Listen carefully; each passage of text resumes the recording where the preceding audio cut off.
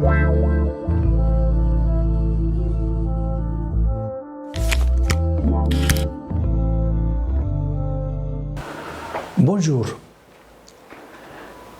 Un cœur peut changer le monde, et s'il ne change pas le monde entier, il en change une partie.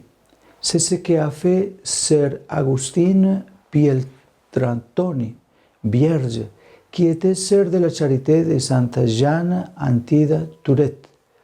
Alors que Rome traversait une grande crise politique, elle reçut la mission d'assister les malades à l'hôpital du Saint-Esprit de Rome. Là, dans un environnement de personnes dérangées, elle fut poignardée en 1894 par un malade mental.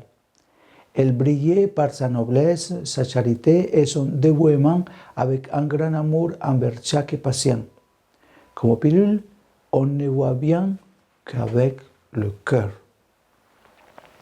Dans l'encyclique Dilectis Nos, qui se traduit par « Il nous a aimés », le Saint-Père insiste sur la nécessité de donner de l'importance à l'affection, au sentiment, c'est-à-dire de revenir au cœur.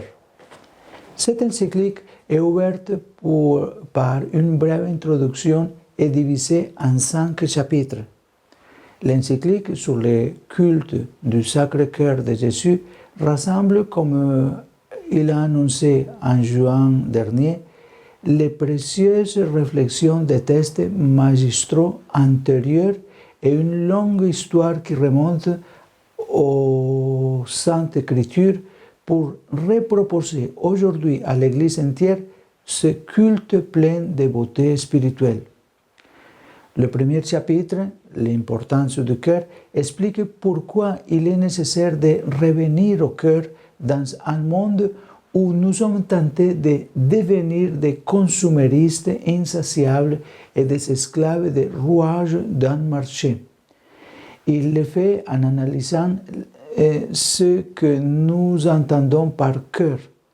La Bible en parle comme d'un noyau qui est derrière toutes les apparences, un lieu où peu importe ce qui est montré à l'extérieur ou ce qui est caché, là où nous sommes nous-mêmes.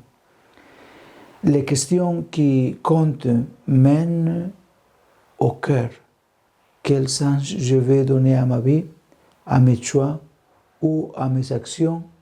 Qui suis-je devant Dieu? Le pape souligne que la dévalorisation actuelle du cœur vient du rationalisme grec et pré-chrétien, de l'idéalisme et du matérialisme post-chrétien, de sorte que dans la grande pensée philosophique des concepts tels que raison, volonté ou liberté ont été préférés. Et en ne trouvant pas de place pour le cœur, même l'idée d'un centre personnel qui puisse tout unifier, à savoir l'amour, n'a pas été largement développée. En revanche, pour le Saint-Père François, il faut reconnaître que je suis mon cœur parce que c'est ce qui me distingue, me configure dans mon identité spirituelle et me met en communion avec les autres. C'est pourquoi je vous invite à lire cette encyclique et surtout à vous laisser guider par les intuitions de notre cœur dans lesquelles agit l'Esprit Saint. Rappelons-nous, comme le disait Antoine de Saint-Exupéry, on ne voit bien qu'avec le cœur, l'essentiel est invisible aux yeux. Que Dieu Tout-Puissant vous bénisse, vous protège, au nom du Père et du Fils et du Saint-Esprit. Amen.